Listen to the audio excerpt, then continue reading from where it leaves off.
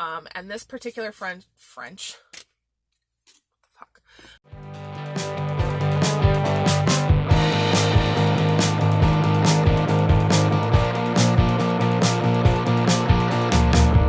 Hi guys, welcome back to my channel, Perfumed Vegas. I'm Holly Go Lately, and today's video is perfect for summer, I think, because I love, what is with my shirt? The neck of this shirt's like all stretched out and I don't know why. Anyway, so I love wearing aquatic scents year round, but summertime is the perfect time to wear them because the heat and the temperature and humidity levels help elevate some of the more watery notes in aquatic scents, so it's especially good and refreshing to wear them during the summer. So I'm going to talk about some of my favorite aquatic scents from my collection. I have 5 fragrances that I haven't really talked about on my channel too much. 1 fragrance that I've talked about once before, and then 1 fragrance that is like an honorable mention because I've already talked about it quite a bit. So without any further ado, what is that? It's like somebody downstairs is banging on their wall or something, whatever. Without any further ado, I'm just going to go into the fragrances. So the first one I'm going to talk about is a designer fragrance. It's pretty accessible. It's not brand new, but it's still pretty new. You can get it just about everywhere. It is Tory Burch Belle Azur, and this is just the dabber size. I do have a full size of this, but I am trying to use up this product first. This scent is a beautiful kind of beachy fragrance. None of these are your traditional like suntan lotion scents. That's not what I like in a aquatic beachy fragrance. Those fragrances definitely have their place. I have some back there. But this particular fragrance is beachy, summery, without being too like coconutty or floral. So because it is dabber, I'm going to have to just kind of do my best to get fragrance on here. And so, okay, I'm just going to let that dry for a moment. This was the first of Tory Burch's fragrance releases that I really genuinely enjoyed. The others were kind of hit or miss. I didn't really feel that there was anything unique or special about them, but this was such a pleasant aquatic scent. Very reminiscent in the idea of like the light blue fragrances or Acqua di Gioia, but to me it's more elegant, a little bit more refined than those fragrances. She did recently come out with Nuit Azur, I think, which is supposed to be the more nighttime, deeper version of this fragrance. I tried it, and in my opinion, Belle Azur and Nuit Azur are similar enough in composition that you don't need both if you don't want them.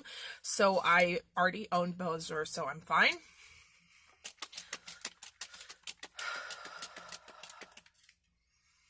It's just a really pleasant, slightly citrusy, slightly floral aquatic fragrance. It's perfect for daytime. It's definitely not a heavy nighttime type of fragrance, but you could wear it from day to night, especially if you were on vacation and we're in some kind of like beachy tropical environment. It's feminine.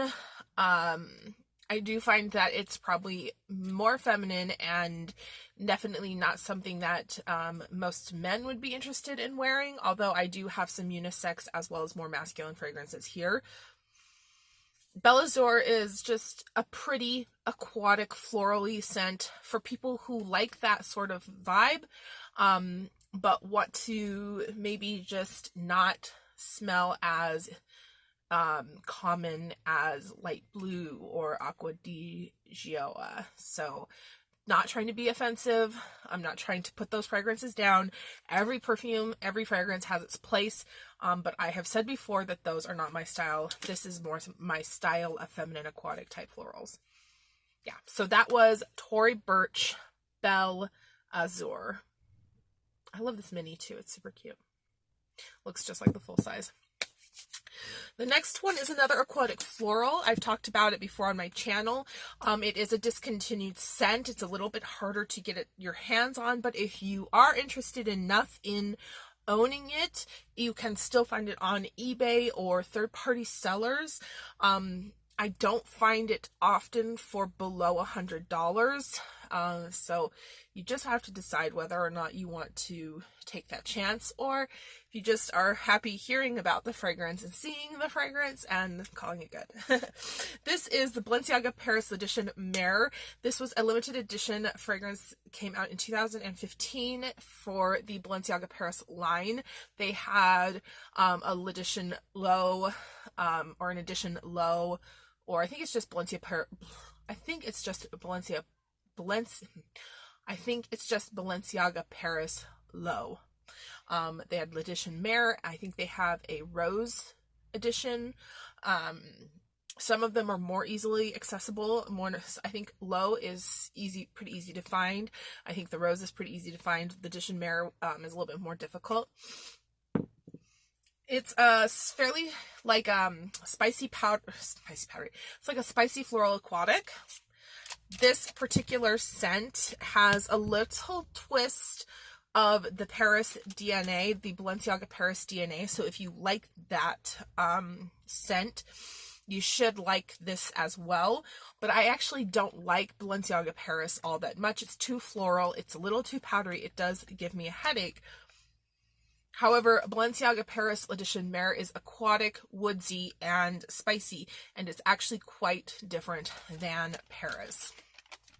The florals are there, but there's really nothing else that's similar, in my opinion, to my nose.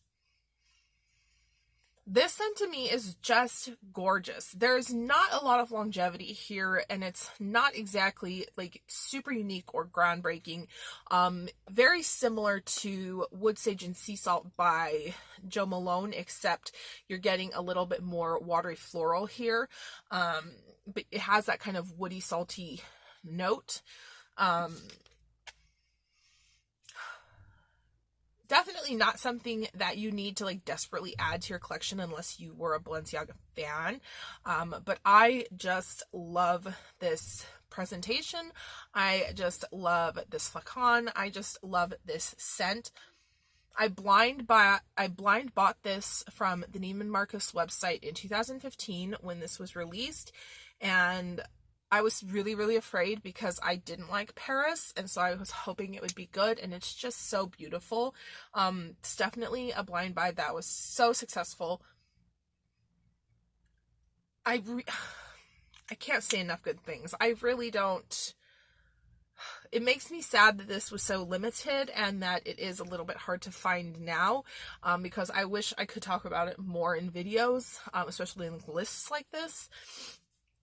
But you can get it off of eBay. I know I've seen it there. But before you do, definitely go and look at reviews on the fragrance, because there's a lot of similar scents. It's not exactly like super unique or groundbreaking. There's a lot of similar scents, so you may not have to add it to your collection if you have something that is going to fit you already. To me, I don't have anything like it, and I love, love, love wearing it in summer. So that was Balenciaga Paris L'Edition Mare. So let's go away from some of the pricier scents and also some of the more beachy scents, because the Tory Burch Belle Azur and L'Edition Mare from Balenciaga are both kind of beachy aquatics. There's definitely that scent of sand and sun feeling vibe about them. This is aquatic for just like a refreshing aquatic kind of uplifting scent. And what I'm talking about is Elizabeth Arden Green Tea and Cucumber. This was actually gifted to me by my grandmother, and I had never tried any of the Elizabeth Arden green tea line before, but she knew I liked perfume, and this was something that she wasn't going to keep, so she gave it to me, and I love this for hot days, hot summer days, or for something light and fresh that I can put on and not have to think about it. It's so easy to wear. It's super unoffensive, and I don't hear this particular scent from the Elizabeth Arden green tea line talked about all that much. It could be because it's not super unique or like floral or really juicy or anything. It's just a very straightforward aquatic type of scent. Even the tea note in this fragrance is not very prominent. I mean, honestly, like if you know Bath & Body Works, cucumber melon or fragrances like that, that's what you're getting here. But it's so easy to wear, and the cucumber note brings a real wetness. I can't believe I just said wetness on camera. Anyway, the cucumber note just brings a real vibrancy to the wateriness of this fragrancy. Jesus Christ. The cucumber note just brings a real vibrance to the watery feeling of this scent. So it just smells like you're just splashing yourself with water with cucumbers, taking a big gulp. And it's super, super refreshing. Perfect for hot days, perfect for the gym. If you wear perfume to the gym, or perfect for like out in the sun. It's just a beautiful, easy to wear fragrance. So that was Elizabeth Arden Green Tea and Cucumber. A beautiful, simple, straightforward aquatic fragrance. The next three, I guess, the next three are a little bit less straightforward than that. So they vary in the style of aquatic scent. I have one sporty aquatic, I have one fresh aquatic, and I have one really floral aquatic scent, but they all emit the same sort of vibe, which is just cool, refined, and really beautiful on the skin. The first one is a little bit difficult to swatch. I almost said swatch. The first one's a little bit difficult to put up for you guys on like a card, but it is not a spray, it is a solid perfume, and it's from Diptyque. It is L'Ombre L'Eau. It's such a gorgeous, gorgeous floral aquatic fragrance. It's green, it's powdery, it's deep, it just has so many changing facets, quite like its name. The scent is meant to evoke the idea of light and shadows playing on the water of a garden, English garden. I blind bought this several years ago, and I think it is absolutely stunning. I definitely have the eau de parfum in mind of future purchases, especially to layer with the solid. I just love this fragrance. It is a floral fragrance. You definitely feel the garden, the English garden floral vibe of it, but there's a super green note. I'm not sure what it is. It's the type of green note I usually associate with something like a tomato leaf, or just other real rich green. And then there's something that is sort of powdery, something very kind of watery here. It really is very light and dark, and it kind of plays on your skin. To me, it settles down to a fairly deep floral once the top notes kind of get their chance and are gone. It does become something of a deep green floral. So with just that much of with just that much being brought out from the solid perfume, I'd love to smell it. Well, I have smelled it, but I would love to own it in the eau de parfum as well. So yeah, that was Diptyque. Does it say on here? No. So I'll just show you here. So that was Diptyque L'Ombre L'Eau. in the solid. A really beautiful watery floral that becomes much deeper floral and loses a lot of that aquatic note after it dries down. So one that does not lose its aquatic note, but is also very green, is this Hermes scent. This is Un Jardin and Mediterranee. And this is a Scentbird vial. Like I've said before in videos, I think in my collection video, I talked about how I have had 2 of these from Scentbird because they sent me the wrong one when I was supposed to get Un Jardin sur le Nil, I think. So I ended up with 2 of these and 1 of that, and this is what I have left from that debacle. But I really enjoy this fragrance. Not enough that I would purchase probably a full bottle, but enough that I gone through 2 travel sizes. So maybe I should purchase a full bottle because I really quite like it. Not as much as Nil and not as much as Jardin sur la Lagoon, which I own, but it is so green and fresh and watery, and it does have something of the sea about it. It does have a reminiscence of being on the coast in a very beautiful Mediterranean sort of garden, but a lot of hanging plants and hanging vines. You get the idea of a lot of lush kind of foliage as well as some spicy florals. This one is much more green than any of the other Jardins, in my opinion, of this line. The only one I have not tried is the yellow bottle one. Montsouris, I think it is. So I don't know for sure about that one, but of the fragrances of this line that I've tried, this is the most green floral, sort of green aquatic sort of scent. And it's very deep.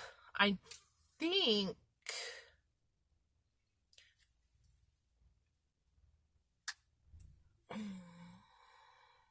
yeah. These are to be eau de toilettes. They're eau de toilettes.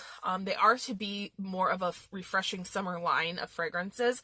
But this particular scent hangs on the skin for quite some time. And it is a little bit off-putting if you catch it in the wrong, time, if your chemistry is not working with it as well. It's a little bit trickier to wear, I think, than some of the other fragrances from this line.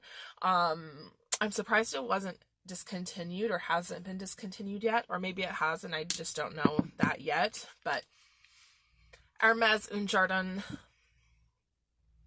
and Mediterranee. This is one of my favorite green aquatic scents. It's really unique and stunning, in my opinion.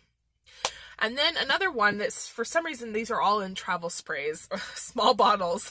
I have another designer scent for you guys, something more accessible, and one that I feel, although is a masculine fragrance, is very unisex to wear. The Jardin scent is quite unisex, as well as the Diptyque is pretty unisex when it's on the skin. This, however, is a masculine fragrance that is very unisex. Prada Luna Rossa. Now, the Prada Luna Rossa scent is named after a sailing sea. Not a sailing sea. The Prada Luna Rossa scent is named after a sailing boat, a sailboat. I believe it's a racing sailboat, and it is called the Luna Rossa. It means red moon in Italian. This particular fragrance was designed with the idea of the activity of racing a sailboat or being in that sort of activity in mind.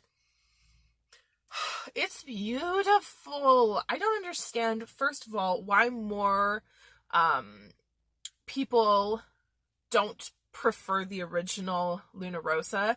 I understand maybe that for men it is maybe a little bit too unisex, but I think this is a real hidden gem when it comes to unisex fragrances that are on the marketed towards men's side of the aisle. it's so pretty. It's floral, it's slightly spicy, it's slightly clean and just citrusy, and then it's super aquatic. This to me, like if I were to paint a picture with a scent, this to me looks like a sexy, curvy lady in a bikini by the beach, like watching these activities going on the water. It's just uber beautiful, and sultry is probably the best word. It's not necessarily super feminine, but it's super sultry.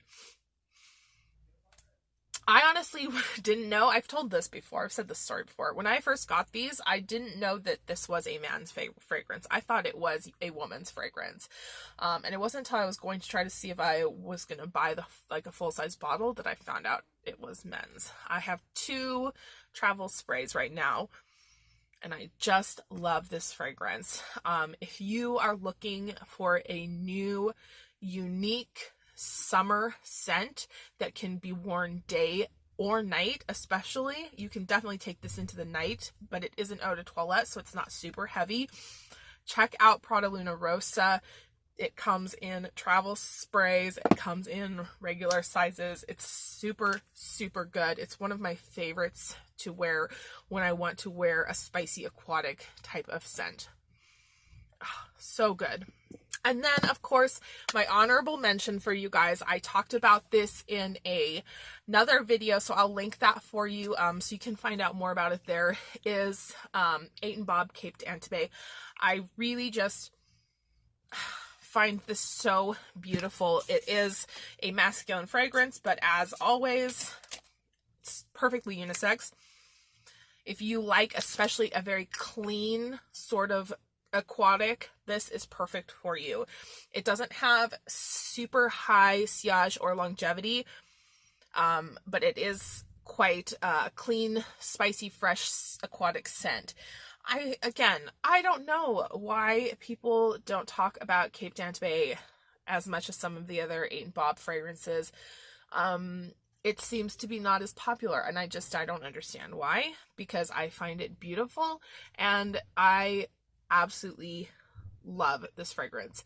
If you don't like an aquatic fragrance, if you were a man especially, and you didn't really like an aquatic sort of fragrance, like maybe like a clean barbershop type of fragrance, if you wanted something more masculine or dry, you may not find this, appealing to you, so that makes sense. But if you're looking for a sort of aquatic masculine fragrance, this is just a really good one. So higher priced, on the higher price end, but I think it's worth it. I've been wearing this for, I think, 3 or 4 years now, every summer, and I love it so much. I really do. So you guys, it's coming with some incense. This is a new piece of paper, but as I'm spraying it, it is coming up with some incense. Like, it does have a feeling that reminds me of these, just squid that I just got. That's much more rich. This is more fresh, but that's interesting. I might have to explore that combination more. So you guys, I hope that you enjoyed this video. If you were looking for a new aquatic fragrance to wear this summer, I hope that maybe one of these suggestions either gave you something to look into or something that you could look for in your own collection. I always like to encourage people to not necessarily go out and buy the fragrances that I recommend, but to look up the notes and see if you have something similar in your own collection, because a lot of these fragrances get marketed, for example, they're not necessarily marketed a certain way. Either maybe they're marketed as a masculine fragrance, or they're marketed as a freshie, or a floral, and you don't really realize how much they run to a more aquatic or gourmand or whatever it may be that you're looking for. So I put these fragrances out there that maybe are not as easy to obtain, such as Paris, L'Edition Mère. so that you can look it up and see if maybe you have something similar in your collection already that you didn't even realize was giving that vibe. I hope that that helped, and if you have any questions about these scents, you can ask in the comments down below. Otherwise, that's all I have for you today. I hope that you've enjoyed. I think I said that already, but you know, it's worth saying again. Anyway, give me a thumbs up if you feel so inclined. Leave me a comment if you want to chat, and I will see you on the next one. Bye.